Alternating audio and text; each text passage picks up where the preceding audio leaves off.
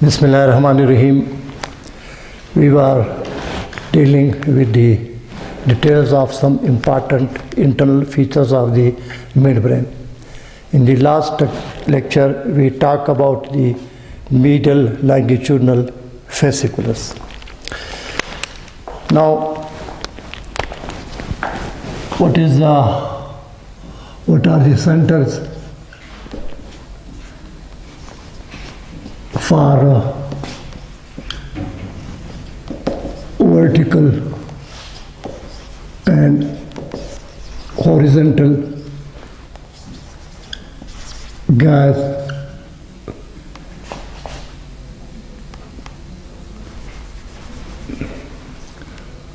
of the eye.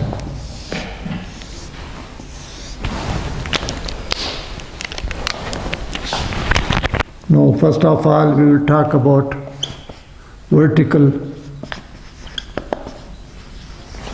gas center.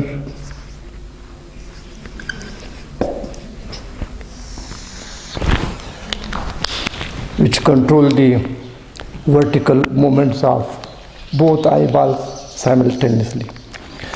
So while talking about the medial longitudinal fasciculus, I told you in the uppermost part of the medial longitudinal fasciculus, amongst the fibers of medial longitudinal fasciculus, dorsolateral to the upper end of the cerebral aqueduct and oculomotor nerve, there is a nucleus called international nucleus of international nucleus of medial longitudinal fasciculus, or interstitial nucleus of Cajal.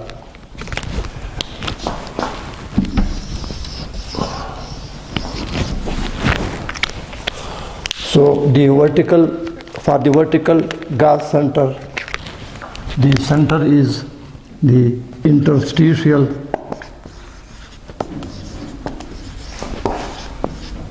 nucleus of Cajal.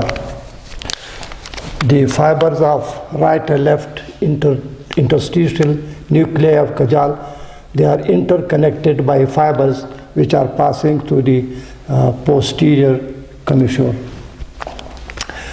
Now this nucleus is responsible for the vertical movements of the eyeball.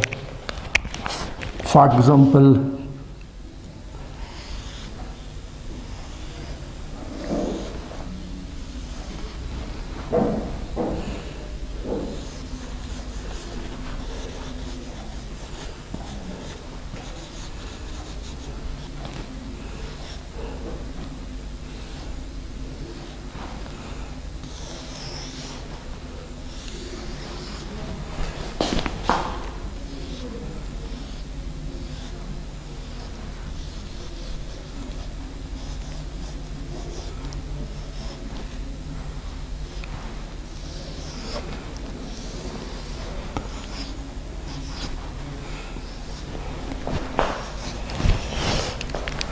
now looking upwards, both the eyeballs will move upward.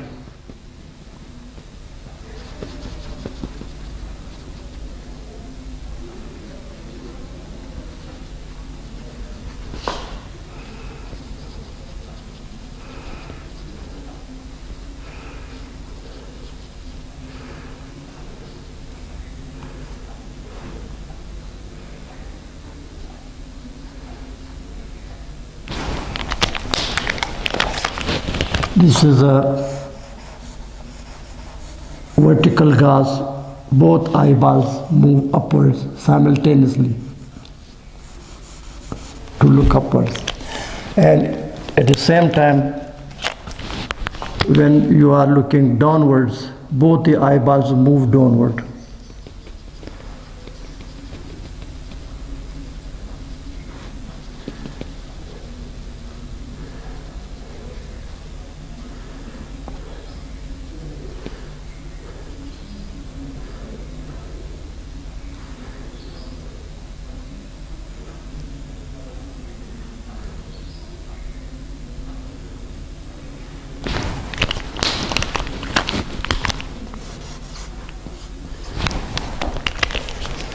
So movement of the eyeballs upwards to look upward and downwards to look downward.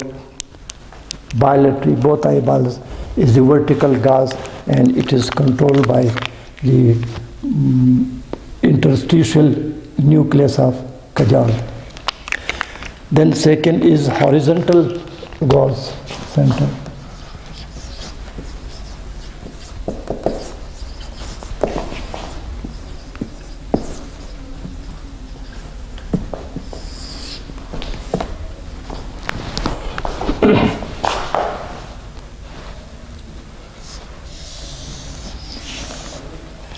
Now horizontal gaze center.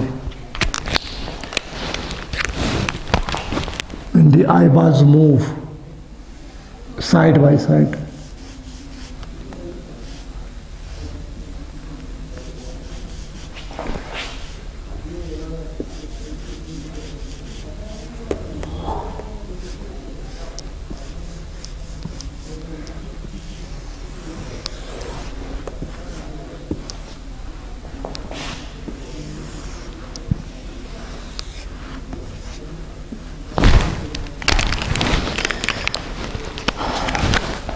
when the eyeballs move to the right side, suppose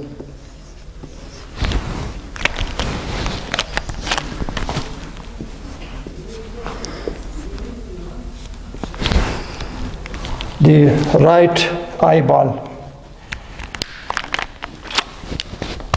will be abducted, that is, it will move towards the right side.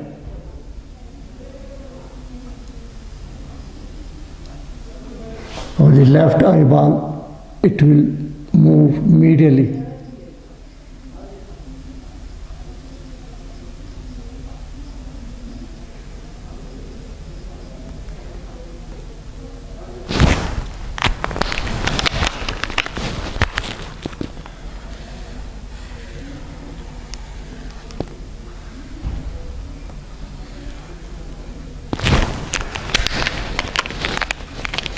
The right eyeball, the lateral rectus muscle will contract and move the eyeball laterally, while on the left side, the medial rectus muscle will contract and move the left eyeball also towards the nose, towards the right side. Similarly, if somebody look towards the other side,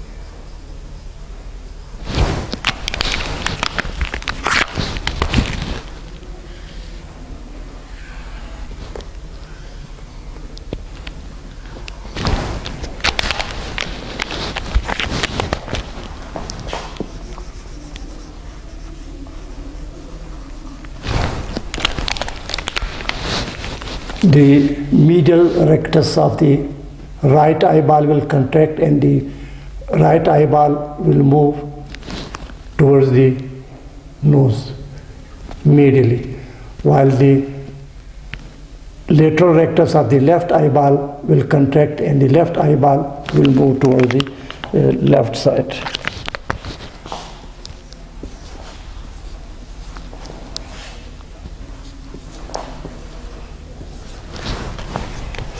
So this horizontal movements of the eyeballs is called lateral gaze, and the central part, it is the pontine. Center is the pontine, paramedian, reticular formation.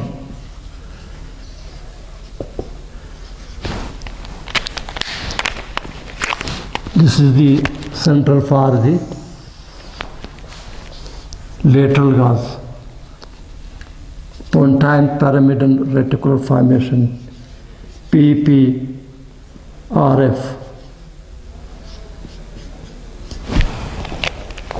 there is a structure traversing through the brainstem called reticular formation. So the paramedian nuclei in the pontine part of the brainstem is called pontine paramedian reticular formation. It controls the horizontal gauze of the eyeball, so act as a horizontal gauze center. So this was about the vertical and horizontal gauze centers. For vertical gauze center, the center is the interstitial nucleus of Cajal, while for the horizontal gauze center, the center is the pontine paramedian reticular formation.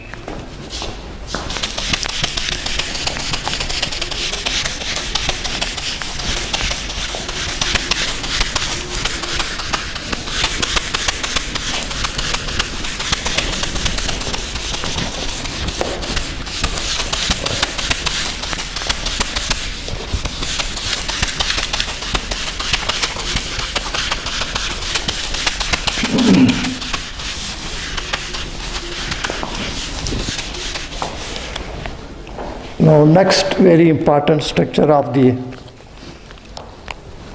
brainstem, midbrain, and including other parts of the brainstem, is the reticular formation.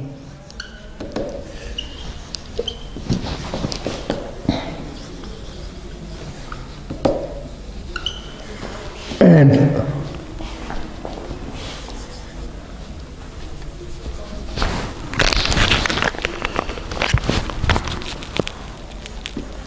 reticular formation and reticular activating system.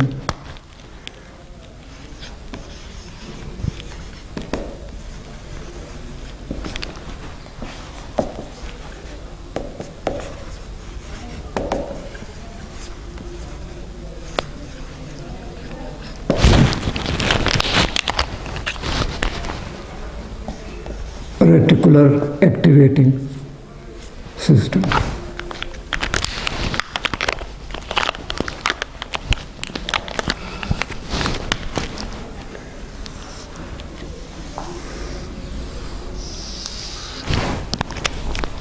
Another very important internal feature of the midbrain and brainstem. Now, the reticular formation, it was defined, reticular formation was defined in 1940s.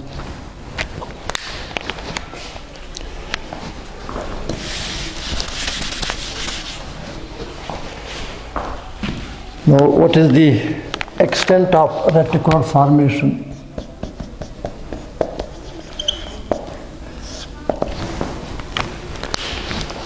Reticular formation is in the brainstem.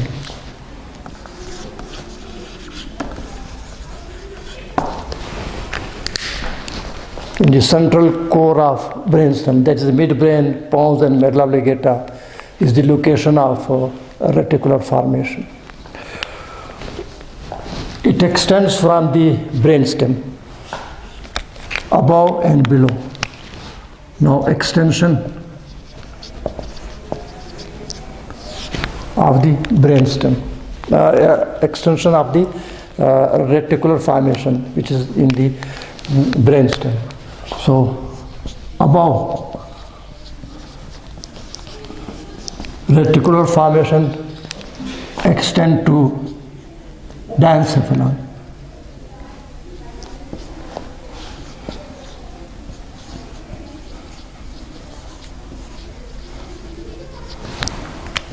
Extend to the diencephalon.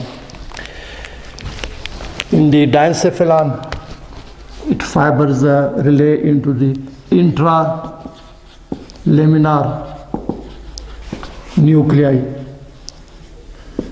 of thalamus.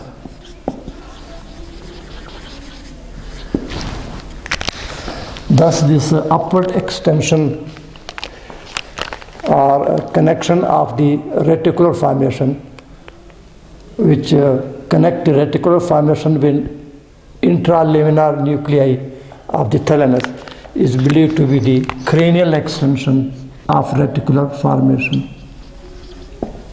Cranial extension of reticular formation. Then below,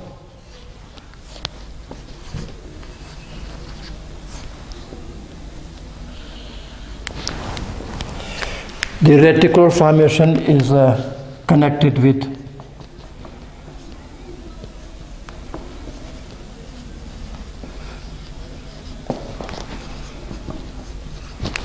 reticulospinal tracts.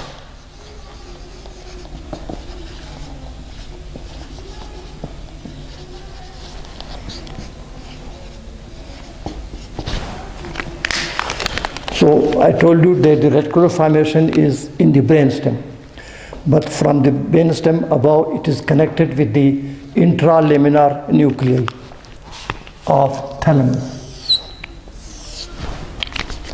And below the brainstem is the spinal cord, and the upper part of this spinal cord, the reticular formation is in connection with the reticulospinal tracts. So these are extensions of the reticular formation above to the intralaminar nuclei of the thalamus, and below it is in connection with the reticulospinal tracts.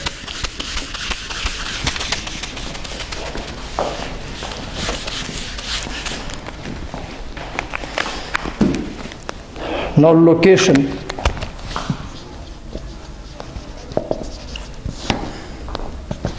The reticular formation is located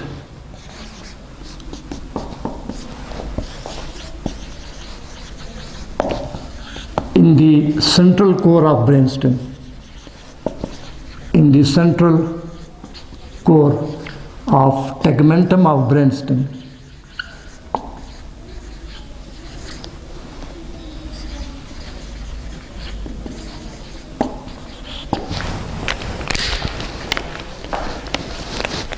This is the location of reticular formation.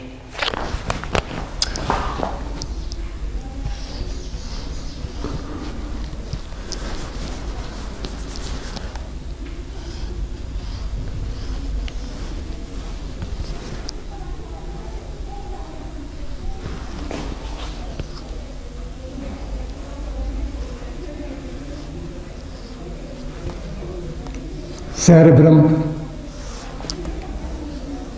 midbrain, pons,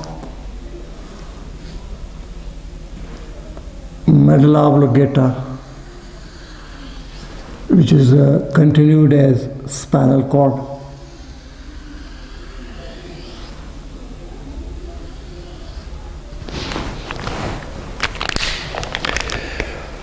Now, I told you that the brainstem is occupied by reticular formation.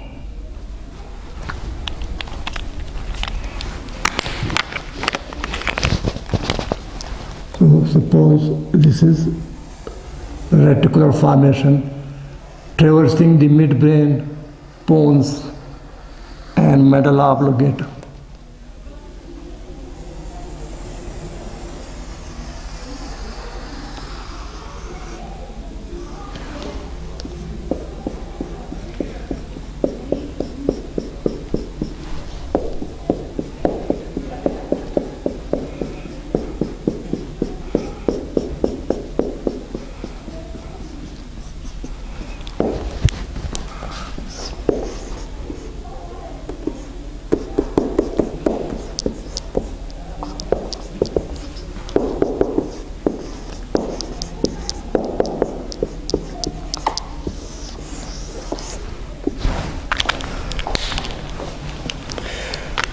Then I told you above it extends to the diencephalon, that is intralaminar nuclei of the thalamus.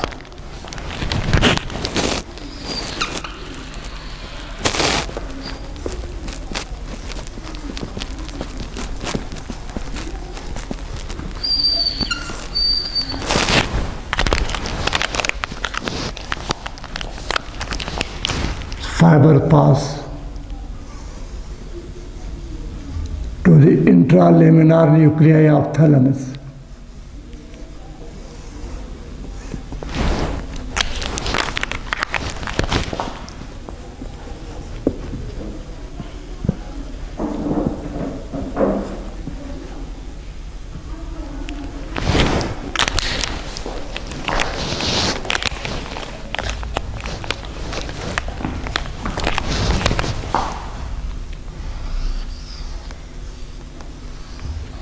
This is cranial extension of the reticular formation. Then I told you in the spinal cord,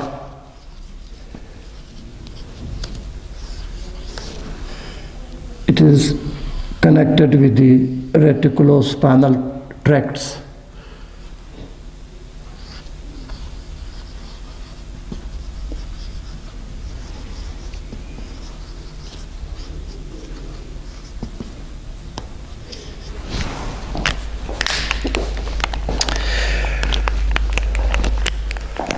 From the thalamus, the fibers pass through the corona radiata and is connected to all parts of the cerebral cortex.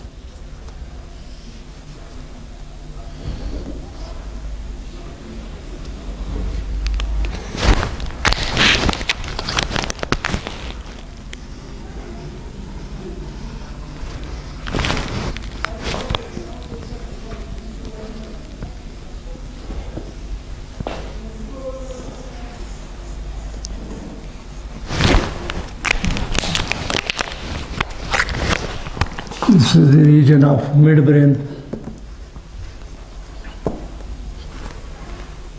pons, and medulla oblongata.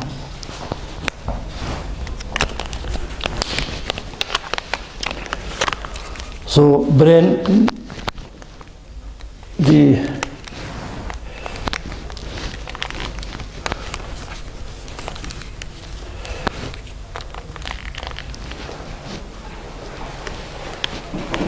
reticular formation traverses throughout the extent of the brainstem. Above it is in connection with the intralaminar nuclei of the thalamus and below with the reticulospinal tracts. It is located in the central core of the tegmentum of the brainstem. Now, what is the morphology of the reticular formation? Structure of the reticular formation.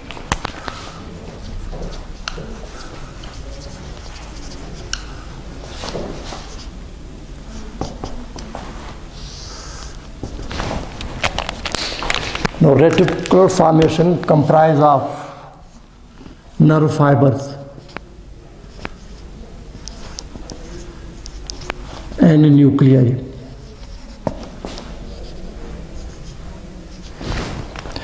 Now, nerve fibers are in the form of a network of nerve fibers.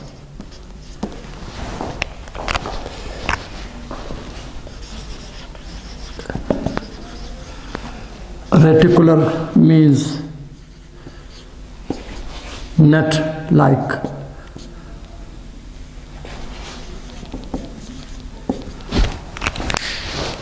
And amongst these nerve fibers, which crisscross each other, there are nuclei.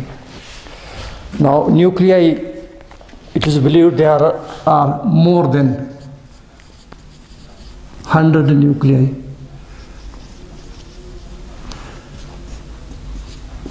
in reticular formation. Now these nuclei are not well defined, but they are present. Now apart from these nuclei,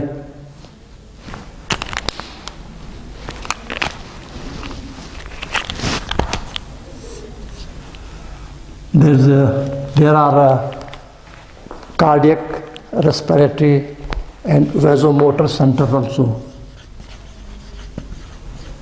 Cardiac center,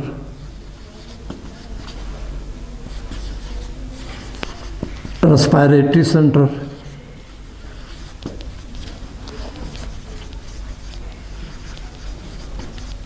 vasomotor center.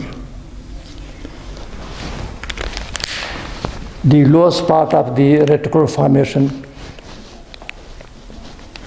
lowest end of the medulla oblongata, there is a region known as the area postrema.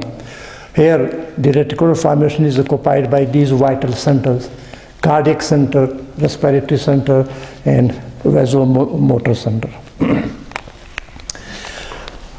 There are no cranial nerve nuclei in the reticular formation. No cranial nerve nuclei present in reticular formation.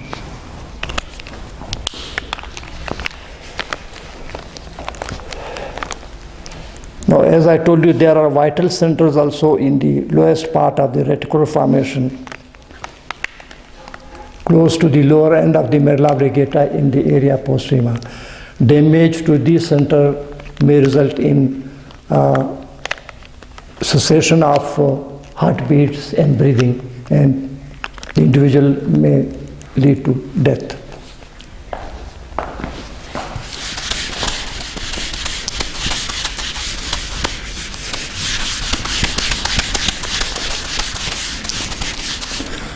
Now, what are the divisions of reticular formation?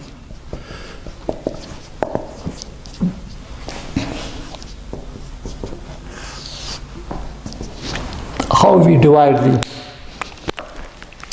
reticular formation?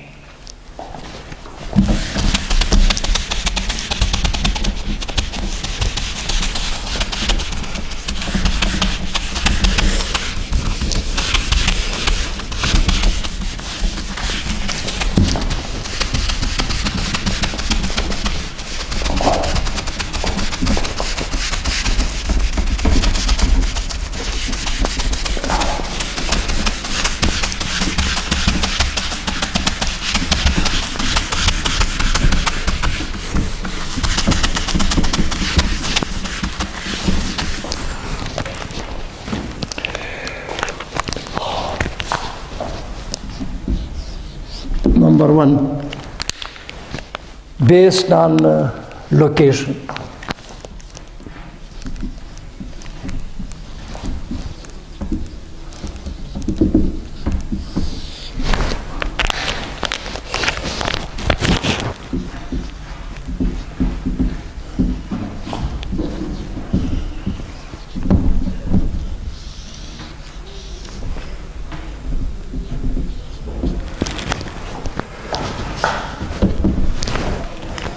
Based on location, we divide the reticular formation into midbrain, reticular formation, pontine reticular formation, and medullary reticular formation. As I told you, the brainstem is traversed by reticular formation, and brainstem comprises of midbrain, pons and medulla oblongata. So the portion of the reticular formation in the midbrain is known as the midbrain reticular formation. Portion of the reticular formation in the pons is known as the pontine reticular formation, and portion of the midbrain of the reticular formation in the medulla oblongata is known as the medullary reticular formation. Remember, the reticular formation is not split into three parts. It is a continuous structure, but based on location, this is midbrain reticular formation, pontine reticular formation, and medullary reticular formation. Then there is another method of division of the reticular formation, that is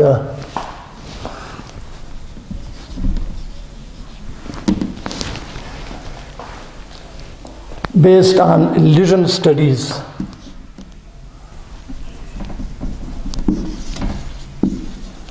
Based on lesion studies, we can divide the reticular formation into two major parts, that is rostral part of reticular formation, and number two, caudal part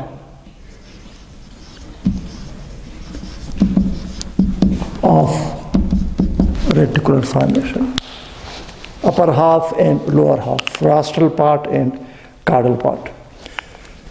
These divisions are based on effects of lesions. So when the rostral part of the reticular formation is damaged,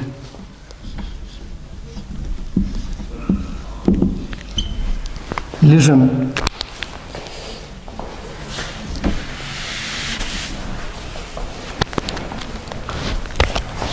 of rostral part will result in hypersomnia.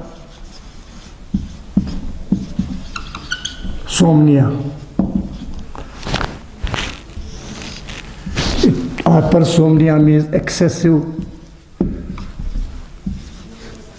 sleep or sleeping. Hypersomnia results from lesion of the rostral part of the reticular formation. This suggests that the rostral part of reticular formation is concerned with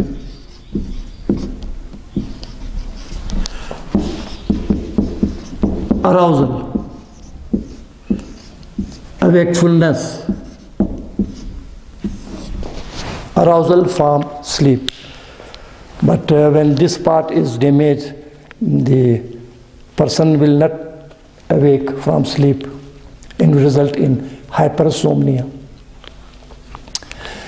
So the rostral part of the reticular formation is concerned with the arousal or awakening from sleep.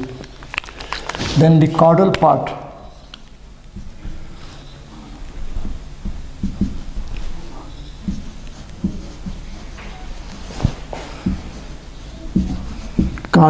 of reticular formation.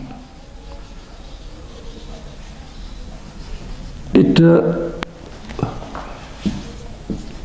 lesion of caudal part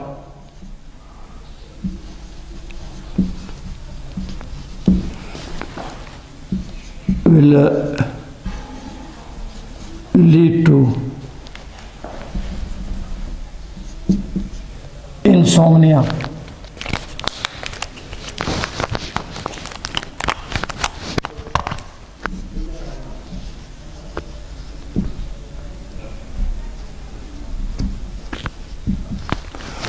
Insomnia means loss of sleep.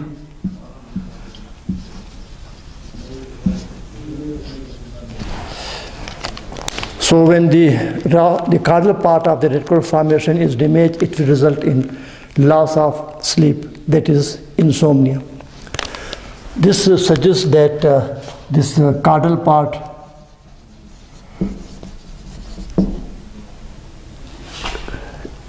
Caudal part is concerned with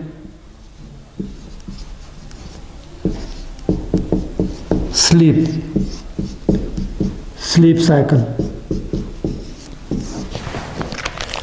So in this way, based on effects of lesion, we can divide the reticular formation into rostral part and caudal part. The function of rostral part is arousal, awakening, while the function of caudal part is sleep. So when the rostral part is damaged, it will result in hypersomnia, excessive sleeping, while the caudal part is damaged, it will result in insomnia, loss of sleep, because it is concerned with the sleep. So this was the second method, and there is a third method also, based on which we can divide the reticular formation.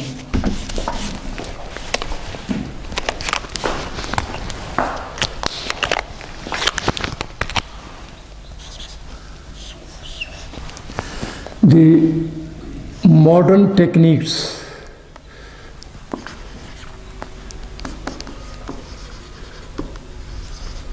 with the help of modern techniques, we divide the nuclei of reticular formation into various columns or zones.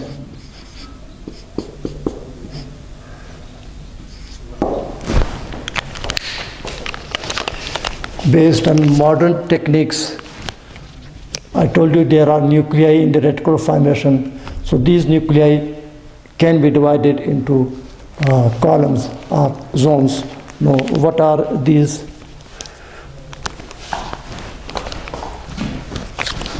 Columns or zones.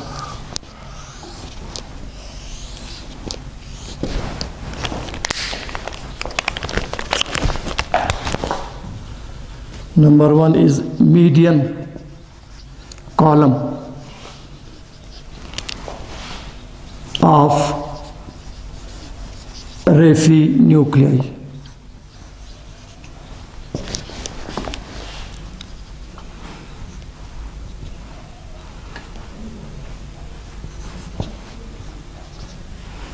Then second, the medial column, medial or paramedian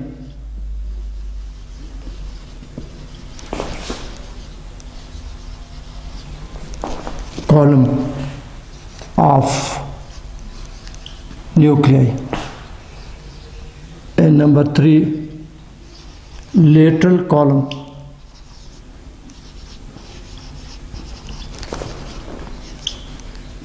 of nuclei. So in this way, we can divide the nuclei of the reticular formation into these zones or columns. Median column, which is in the median plane, and on each side of the median column there are nuclei which are grouped as medial or paramedian column of nuclei, and the lateral to the medial column are lateral column nuclei.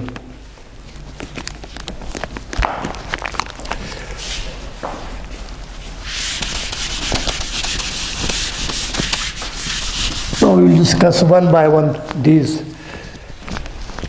The median column nuclei.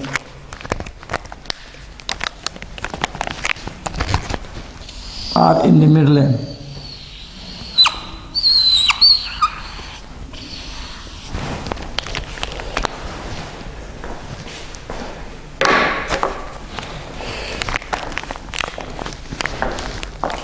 The median column of raphe nuclei.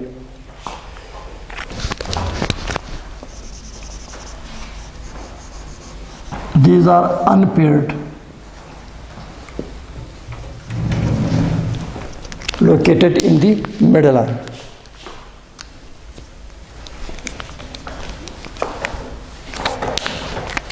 A single column of nuclei of raphe in the middle.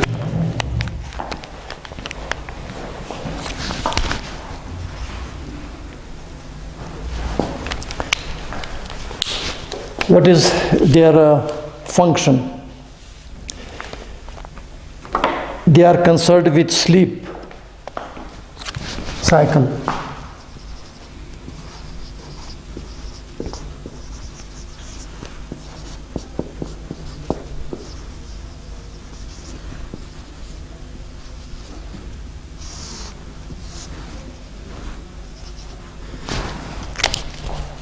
These nuclei are located in the midline, so named as median column nuclei of raphe. What are the functions? They are concerned with the sleep cycle and also modulation of pain. Sleep cycle and modulation of pain sensation.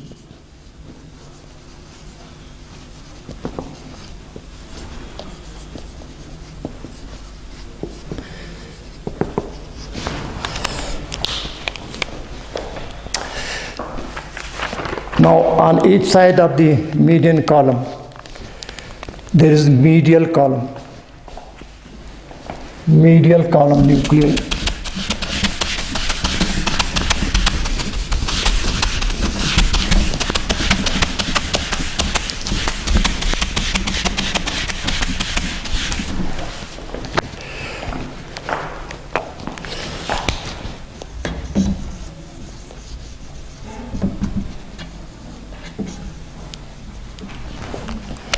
Medial column nuclei are paramedian nuclei. These nuclei comprise of large size cell, that is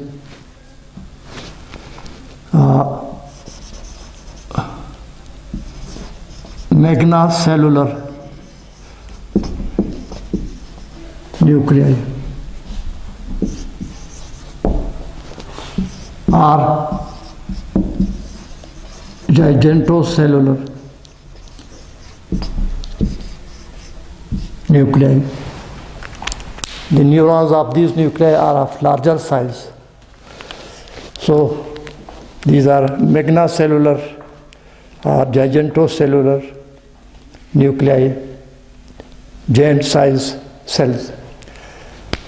These median column nuclei of raphe,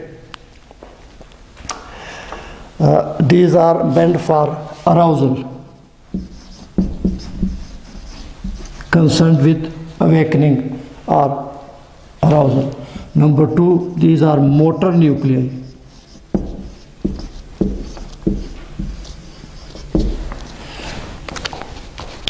So because these are motor nuclei, so they control axial muscles, axial or trunk muscles.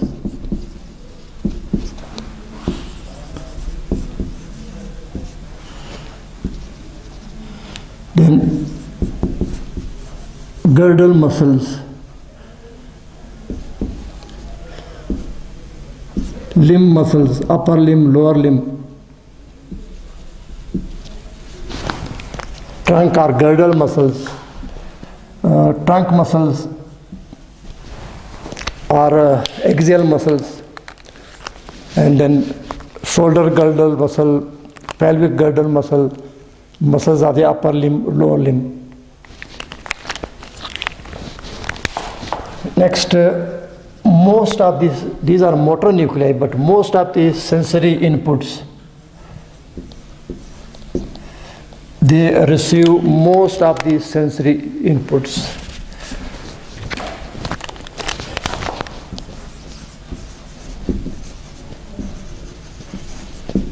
Most of the sensory inputs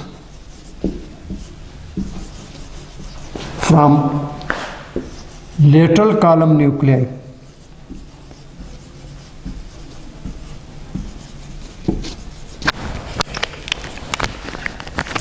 The medial or paramedian column nuclei are motor in function, and the lateral column nuclei are sensory in function. So most of the sensory inputs which reaches the lateral column, they are diverted towards the medial column. So medial column receive most of the sensory inputs from lateral column nuclei.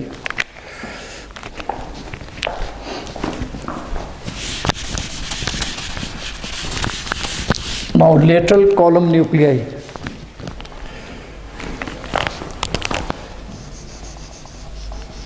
The neurons of these lateral column nuclei, they are smaller in size. So they are parvocellular nuclei. The neurons of these nuclei are smaller in size. The neurons of medial or paramedian column were larger in size, magnocellular, and the neurons of the nuclei of lateral column, they are smaller in size, so they are called parvocellular nuclei. And I told you these are sensory nuclei. Sensory nuclei of reticular formation. They receive sensory inputs, but I told you that most of these sensory inputs which reach the lateral column, they pass to the medial or paramedian column nuclei of the reticular formation. So in this way we can divide the nuclei of the reticular formation, or can we divide the reticular formation into these columns.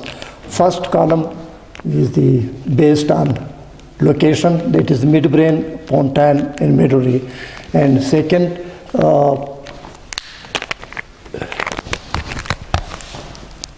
division into columns is based on lesion studies, that is rostral part and caudal part.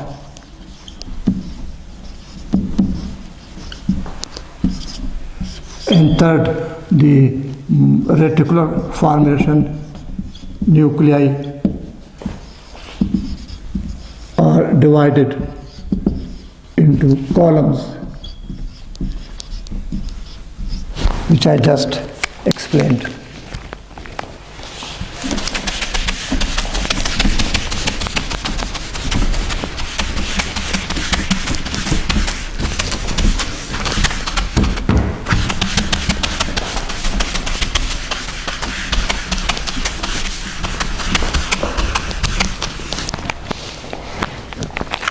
Now, if we draw a diagram of brainstem, midbrain, pons, medulla oblongata, continued as spinal cord.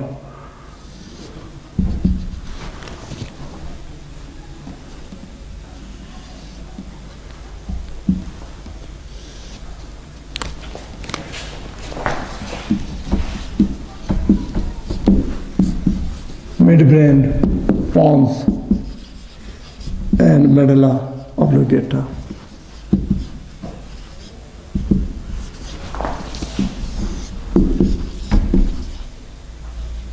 Brainstem. So in the midline of reticular formation, these are midline nuclei of reticular formation. Raphe nuclei.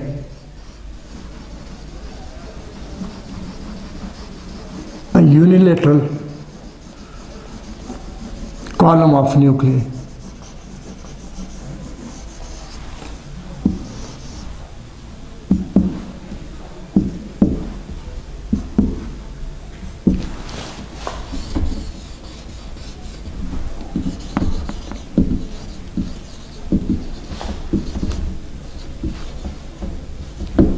midline nuclei, midline column, nuclei of raphe,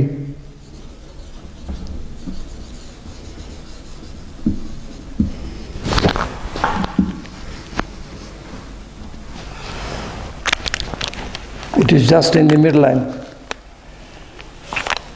Then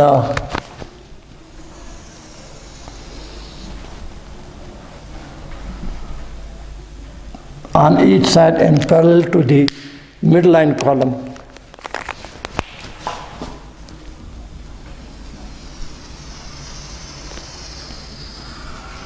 is the medial column nuclei.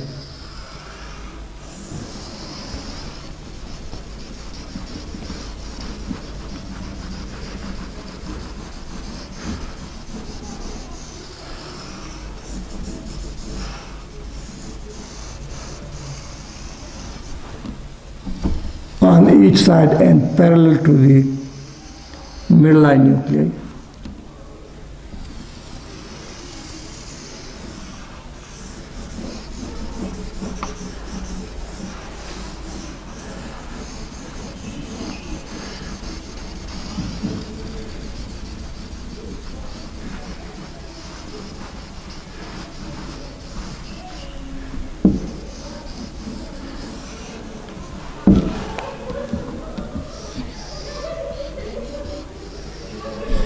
This is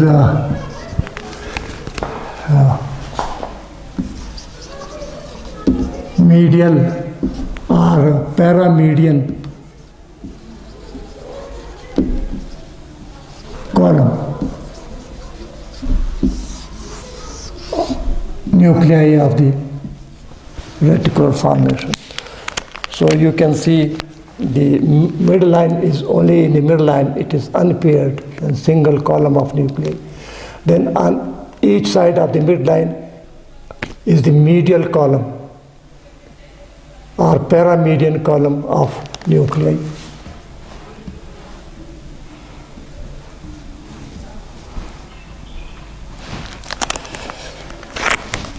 Then still laterally is the lateral column nuclei.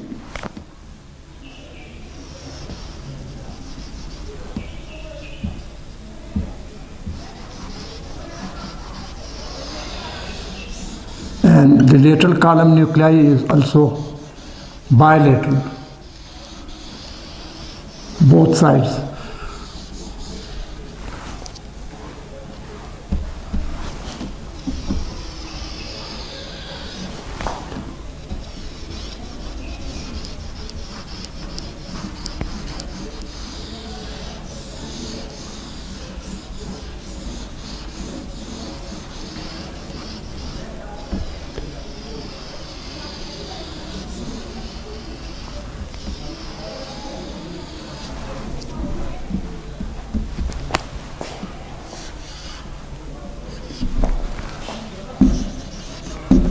Lateral column nuclei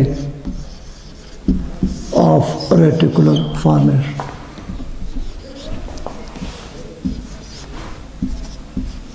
It is again bilateral on each side. And I told you that the midline column nuclei are responsible for sleep, concerned with sleep cycle and modulation of pain.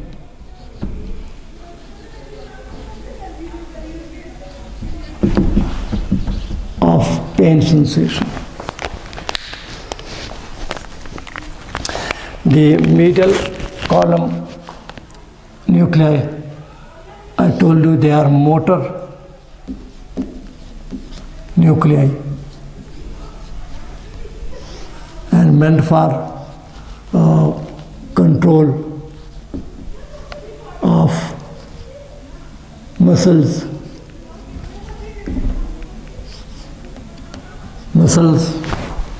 of the trunk and limbs, and also meant for arousal, awakening.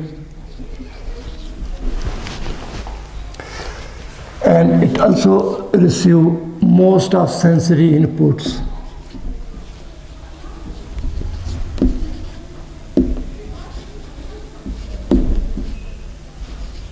From lateral column. And lateral column, I told you, is sensory. And most of its sensation, they are conveyed to the medial column. So in this way, we can divide the reticular formation of brainstem into various divisions. Now, the topic was reticular formation,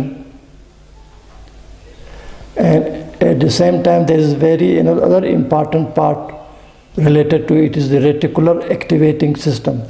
This reticular activating system, as its name indicates, activate the reticular formation.